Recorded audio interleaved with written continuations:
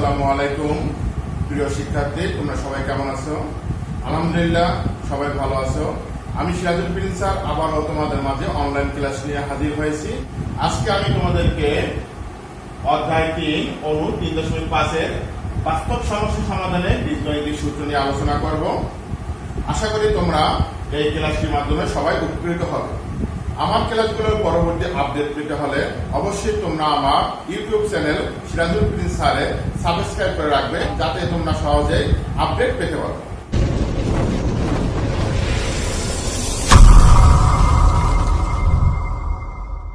প্রিয় শিক্ষার্থী, তোমরা আমাদের দৈনন্দিন কাজে বিভিন্ন সময়ে আমরা বিভিন্ন বাস্তব সমস্যার সম্মুখীন হই। এই বাস্তব সমস্যাগুলো আমরা বিভিন্ন বীজগণিতিক সূত্রের মাধ্যমে প্রকাশ করতে পারি। দেখো তাহলে আজকে আমরা বীজগণিতিক সূত্রের সাহায্যে কিভাবে বাস্তব সমস্যার সমাধান করা যায় সেই সম্পর্কে আলোচনা করব। প্রিয় শিক্ষার্থী, প্রথমে আমি দেখো তোমাদের একটি সূত্র লিখে দিচ্ছি, a equal QN. a equal QN এই সূত্রটি আমরা সাধারণত দেয় বা প্রাপ্য বিষয়ক কাজে ব্যবহার করে থাকি। এখানে এ হচ্ছে প্রাপ্ত টাকার পরিমাণ, প্রাপ্ত টাকার পরিমাণ,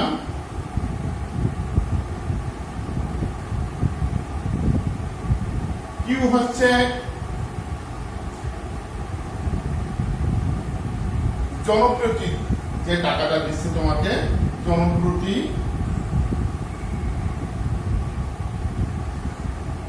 দেয়, আর এন হচ্ছে তোমার লোকের সংখ্যা।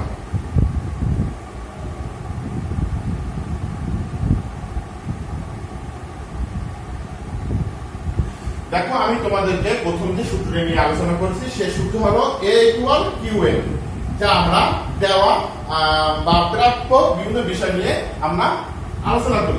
সেখানে এ হচ্ছে আমাদের প্রথমে যে আমরা যে টাকাটা দিচ্ছি অর্থাৎ প্রাপ্ত টাকার পরিমাণ, কি হচ্ছে জনপ্রতি যে যা দিচ্ছি আমরা, আর এন হচ্ছে লোকের সংখ্যা। এবার দেখো পরবর্তী সূত্রটি হচ্ছে W equal Q, W equal Q n x, W equal Q n x. তো এখানে দেখো W হচ্ছে n জনে এক সময় কাজের যে অংশ সম্পন্ন করে, কি বলছে, n জনে এক সময়ে কাজের যে অংশ সম্পন্ন করে, কাজের যে অংশ সম্পন্ন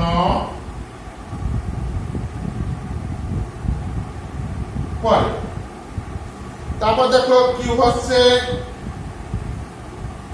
প্রত্যেকে একক সময়ে কাজের যে অংশ সম্পন্ন করে, প্রত্যেকে একক সময়ে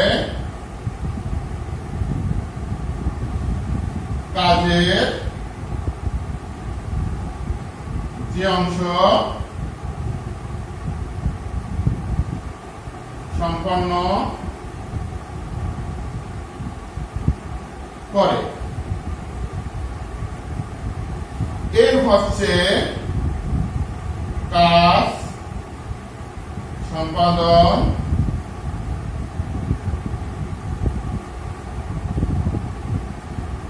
কারীর সংখ্যা, আর এস হচ্ছে কাজের মোট সময়, কাজের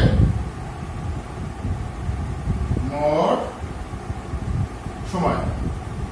তোমরা খেয়াল করো তাহলে এই W equal to Q n x যে সূত্রটি আমরা এখানে ব্যবহার করছি, তাহলে এই সূত্রটি কি কাজে ব্যবহৃত হতে পারে? সময় ও কাজ বিষয়ক বিভিন্ন সমস্যা সমাধানে ব্যবহৃত হয়।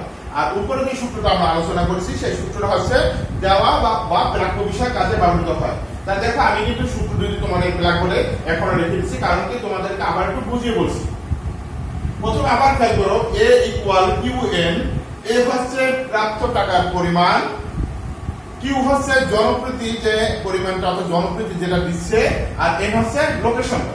পরবর্তী সূত্র হচ্ছে সময় ও কাজ বিষয়ক। দেখো W equal to Q n x, যেখানে ডব্লিউ হচ্ছে এন জনে এক সময়ে কাজের যে অংশ সম্পন্ন করে, কিউ হচ্ছে প্রত্যেকে একক সময়ে কাজের যে অংশ সম্পন্ন করে, এন হচ্ছে কাজ সম্পাদনকারী সংখ্যা এবং এক্স হচ্ছে কাজের মোট সময়। এবার আমি তোমাদের পরবর্তী সূত্রে যাচ্ছি। দেখো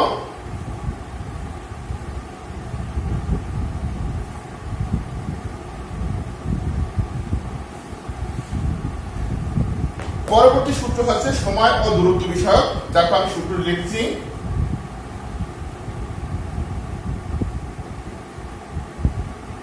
D ইকুয়াল ভিটি, D ইকুয়াল ভিটি।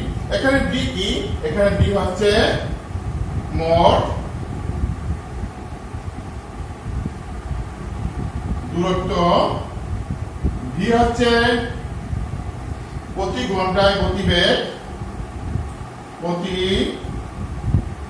ঘন্টায় গতিবেগ, আর টি হচ্ছে অবশ্যই বুঝতে পারতেছো টি হচ্ছে মোট সময়।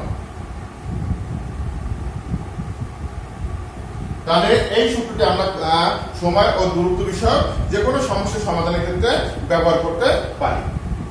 পরবর্তী সূত্রটি তোমরা দেখো। পরবর্তী সূত্রটি হচ্ছে Q of T equal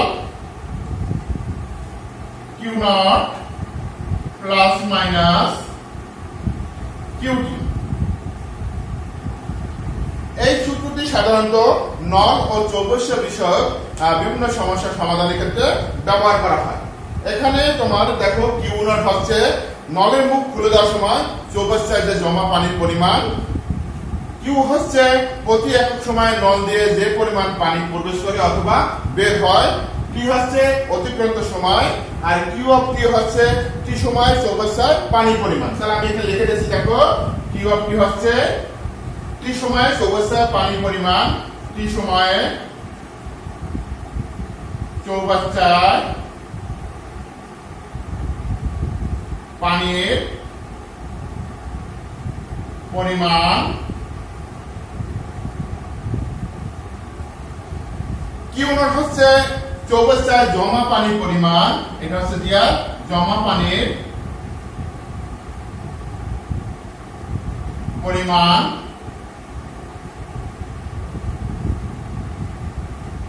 Q হচ্ছে যে পানি প্রবেশ করে অথবা বের হয়, প্রবেশ করে অথবা বের হয়। এটা তাহলে আমি সংক্ষেপ লিখি, পানি প্রবেশ করে, পানি প্রবেশ করে অথবা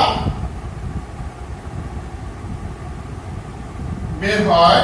এখন এটা তোমরা কিভাবে বুঝবো? যখন প্লাস চিহ্ন থাকে তখন তোমরা মনে করবা সে পানি প্রবেশ করছে, আর যখন মাইনাস চিহ্ন থাকবে তখন মনে করবা সে পানিটা বের হয়ে যাচ্ছে। আর টি হচ্ছে অতিক্রান্ত সময়, টি হচ্ছে অতিক্রান্ত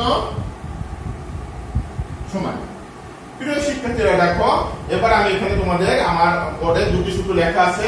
একটা হচ্ছে সময় ও দূরত্ব বিষয়ক, ডি ইকুয়াল ভিটি, আর একটা হচ্ছে নল ও চৌবস্য বিষয়ক আরেকটি সূত্র। তা ডি ইকুয়াল ভিটি, এখানে ডি হচ্ছে মোট দূরত্ব, ভি হচ্ছে প্রতি ঘন্টায় গতিবেগ, টি হচ্ছে মোট সময়। আর এখানে নল ও চৌবস্য বিষয়ক যে সূত্রটি আছে সেখানে কিউ অফ টি হচ্ছে টি সময়ে চৌবস্যায় যে পানির পরিমাণ, কিউ নট হচ্ছে জমা পানির পরিমাণ, আর কিউ হচ্ছে পানি প্রবেশ করে চৌবস্যায় অথবা পানি বের হয়ে যায়, আর টি হচ্ছে অতিক্রান্ত সময়। এরপরে যে সূত্রটি নিয়ে আমি আলোচনা করব সেটা দেখো, সেটা হচ্ছে শতকরার অংশ বিষয়ে।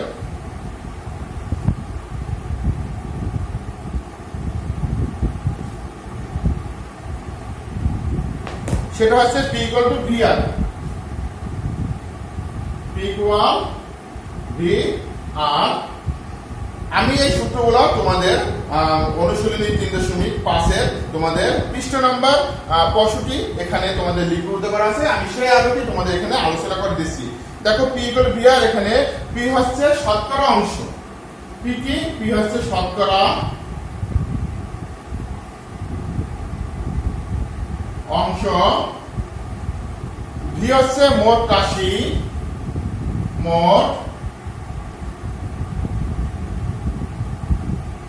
রাশি। আর আর তো সবাই তোমরা জানো সেটা কি, শতকরা হার, শতকরা হার। তাহলে এই সূত্রটি কোন কাজে ব্যবহৃত হয়? এই সূত্রটি শতকরা অংশ বিষয়ক কাজে ব্যবহৃত হয়। এবার আমরা শিখব লাভ ক্ষতি বিষয়ক সূত্রটি।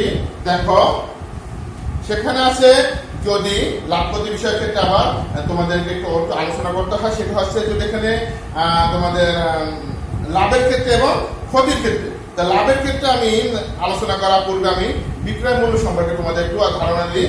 তা বিক্রয় মূল্য আমি এখানে লিখি, দেখো S equal C into 1 plus minus R।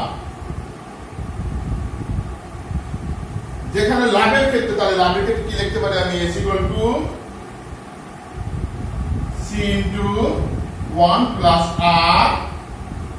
আর ক্ষতির ক্ষেত্রে লিখতে পারি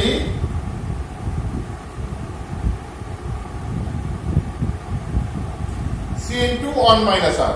এখন দেখো এখানে তোমাদের C কি? C হচ্ছে ক্রয় মূল্য। C এখানে C হচ্ছে কি? ক্রয় মূল্য। C হচ্ছে ক্রয় মূল্য। আর R হচ্ছে লাভ বা শতকরা হার, লাভ বা ক্ষতি শতকরা হার। এখানে R কি হচ্ছে? লাভ বা ক্ষতি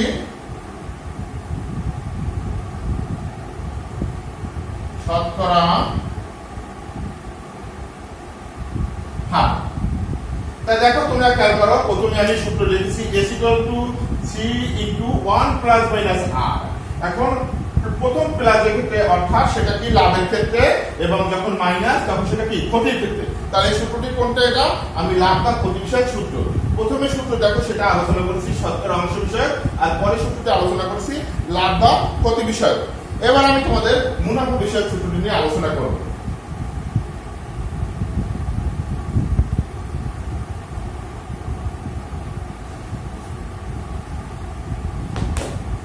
দেখো মুনাফা বিষয়ের ক্ষেত্রে দুটো অংশ চলে আসে, একটা আছে সরল মুনাফার ক্ষেত্রে, একটা আছে চক্রবর্তী মুনাফার ক্ষেত্রে। দেখো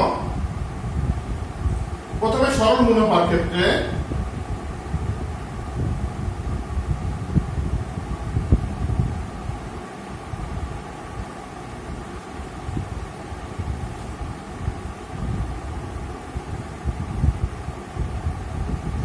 I equal PNR।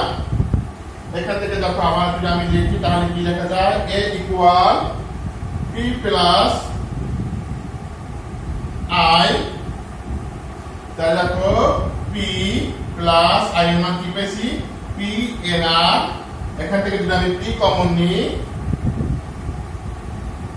তাকে 1 plus NR। এটা আমি সরল মুনাফার ক্ষেত্রে ব্যবহার করতে পারবো। অপরদিকে আরেকটা সূত্র আছে চক্রবর্তী মুনাফার ক্ষেত্রে। দেখো চক্রবৃদ্ধি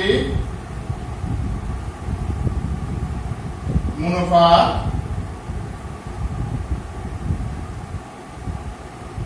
ক্ষেত্রে A equal P into 1 plus R whole to the power N। তো দেখো এখানে আমার এই প্রতীকগুলো কোনটার ক্ষেত্রে কোনটি নির্দেশ করছে তা তোমাদের আলোচনা করি। এখানে I হচ্ছে মুনাফা, P হচ্ছে মূলধনের পরিমাণ, N হচ্ছে তোমার সময়, আর R হচ্ছে মুনাফার হার।